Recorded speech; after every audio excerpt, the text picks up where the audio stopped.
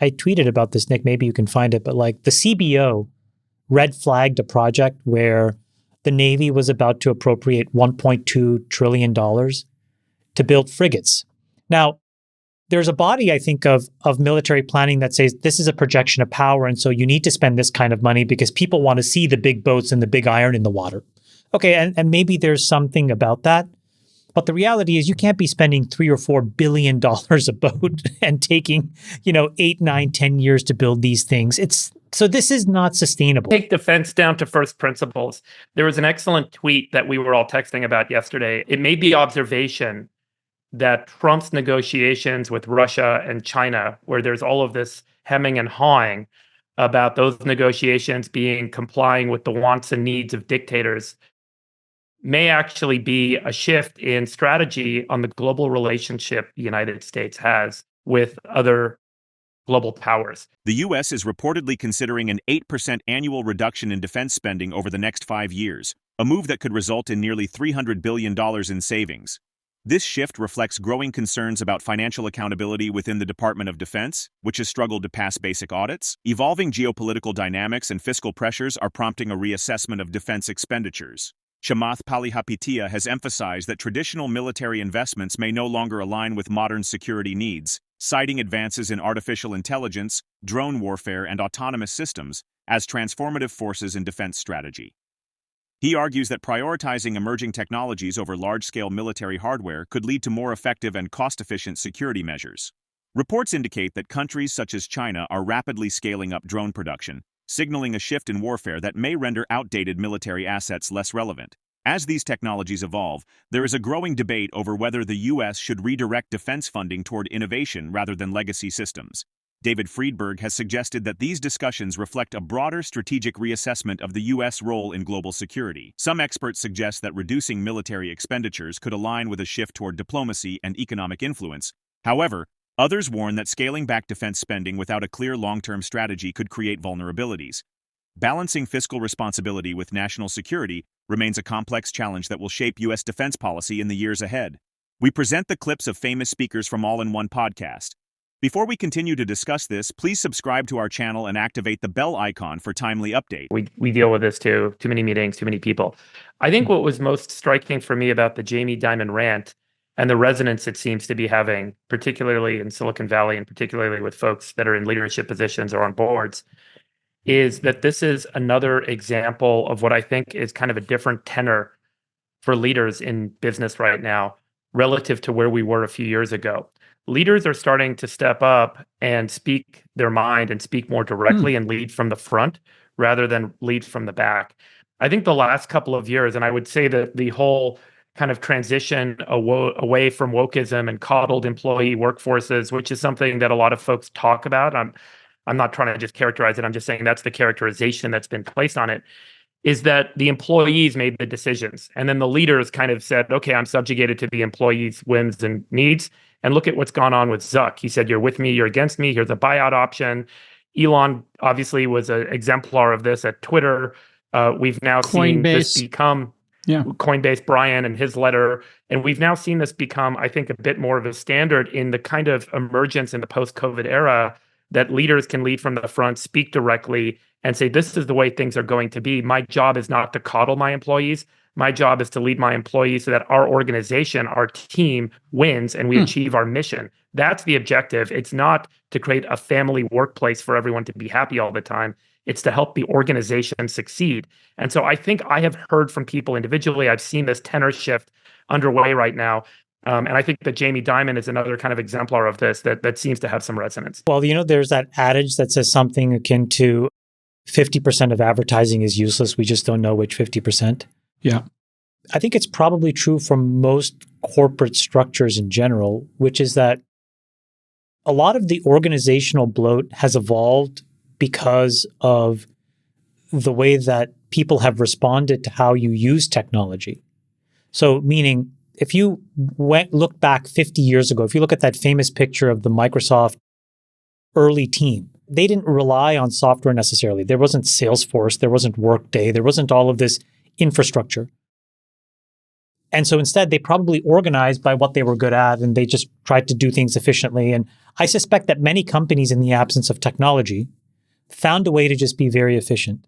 That started to change when you had these rigid demarcations of where one job ended and another job started. And part of why that happened is because you had all this software that went in and convinced people this will create efficiency, but in return, the chief marketing officer's job is X, Y, and Z. This is how the roles are defined. This is how people do it. And so I think that the reason why things have become so bureaucratic and bloated is that there is just this propensity to run towards software because you think it's a solution. At best, it's a symptomatic aid. It doesn't address the root cause. And in fact, it promotes bureaucracy and it promotes the bloat that Jamie's talking about. And if you look at Jamie's P&L, he spends $16 billion a year on IT. And I suspect that if you streamline that, you'd actually have half as many people because they'd be doing the job in a wholly different way. And by the way, the counterfactual to it is if you look at companies like Facebook or Google or Tesla or SpaceX, who designs, and I'm sure Stripe is the same, who designs a lot of stuff internally that's custom built for their org. I think the way that you see this in the revenue per employee and a bunch of these other metrics in terms of the efficiency of those companies. So I think what he is talking about is that he is a victim of this push to productivity because he would look like a Luddite if he didn't adopt technology. But by adopting the off-the-shelf stuff, he introduces organizational bloat because these things are demarked very, very rigidly. The U.S. economy stands at a critical juncture as policymakers navigate inflationary pressures, shifting labor market dynamics, and evolving global trade relationships. The Federal Reserve's monetary policy remains a focal point, with interest rate decisions shaping borrowing costs, corporate investments, and consumer spending. While inflation shows signs of moderation, concerns persist over rising wages, ongoing supply chain disruptions, and geopolitical factors affecting commodity prices. The labor market remains resilient but undergoes structural transformations as businesses increasingly integrate automation and AI-driven efficiencies. Companies continue to reassess their workforce strategies. Chamath Palihapitiya and DavidFriedberg highlight how technological advancements reshape economic fundamentals, particularly in finance, healthcare, and manufacturing. Automation and AI drive productivity gains but also raise concerns about job displacement.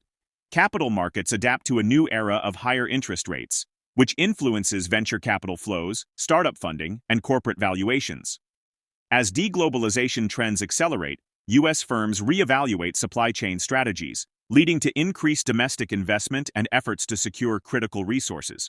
These shifts signal a broader transformation in how businesses operate and compete in an increasingly fragmented global economy. I think that military spending needs to sit downstream from technology. Because if it doesn't, you're sort of misappropriating the money. And what I mean is that we're inventing incredible capabilities in AI and autonomy. I think that you need to take those things first and figure out how to productize them because I think that builds the kind of modern war machine we need. Otherwise, what happens, I tweeted about this, Nick, maybe you can find it, but like the CBO red flagged a project where the Navy was about to appropriate $1.2 trillion to build frigates. Now, there's a body, I think, of military planning that says this is a projection of power, and so you need to spend this kind of money because people want to see the big boats and the big iron in the water. Okay, and maybe there's something about that, but the reality is you can't be spending $3 or $4 billion a boat and taking, 8, 9, 10 years to build these things. So this is not sustainable. And part of why they do that is it's not coupled to what's actually happening with respect to innovation, where there are core pockets of companies. Saronic just announced a $600 million raise today. Saildrone announced hundreds of millions of dollars of contracts with the Navy. Anduril is doing that with the Army. So I think that military spending needs to happen downstream from what's actually happening in technology, broadly speaking. We don't have that. What you have instead are system integrators with extremely deep connectivity that are able to contract well, and not necessarily to invent well. If you take defense down to first principles, there was an excellent tweet that we were all texting about yesterday. It made the observation that Trump's negotiations with Russia and China, where there's all of this hemming and hawing about those negotiations complying with the wants and needs of dictators, may actually be a shift in strategy on the global relationship the United States has with other global powers. In particular, a shift from the objective being about US primacy and the US being kind of the sole great power on earth to recognizing that that's no longer the case, and that in a multipolar world, we no longer need to invest in wars, need to invest in conflicts, need to invest in defense with supposed allies to try and build up our strength across the globe. And I'm not saying that this is necessarily the right strategy, but it was an observation that maybe the strategic imperative is now to have kind of a multipolar stance in the world rather than a stance of primacy. And in that framing, you then ask the question, okay, make that the case. Now, if we do agree that we are all going to settle into a new world where China, Russia, the United States are not necessarily equal powers, but shared powers across the globe. In that context, do we need to have as much of an investment in global defense? Do we need to continue to pour dollars into building up arsenals and military bases and troops and stations and positions all around the world? Perhaps not. Perhaps the world gets divided peacefully and we open up global trade relationships and everyone benefits economically from the advances in technology and improvements in productivity, and the world order is peaceful but multipolar. Maybe that's the new era that we're entering. And in that context, you don't need as much of a defense. And separately, to Chamath's point, there's different technology that's now in play. We've seen it in the Ukraine-Russia context that a $10,000 drone can destroy a $10 million piece of equipment. And China now has drone factories that can output millions of drones each month.